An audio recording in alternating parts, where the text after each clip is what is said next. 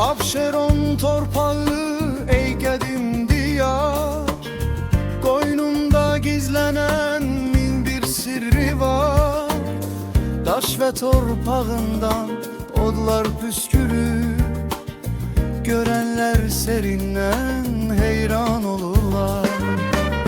Yanar da sönmeyen ocak, odlar yurdu sene açıbdı kucak.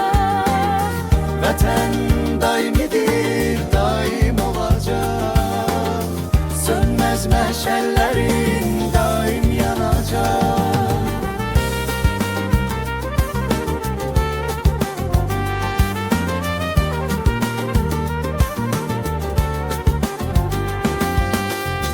Dağın köksünde ebedi od var, ne yağış söndürer, ne çoğun ne kar.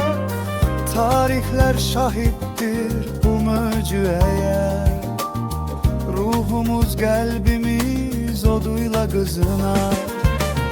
Yanar da sönmeyen ocak, odlar yurdu sene açıbdı kucak. Vətən daimidir, daim olacak, sönmez meşəllərin daim yanacak.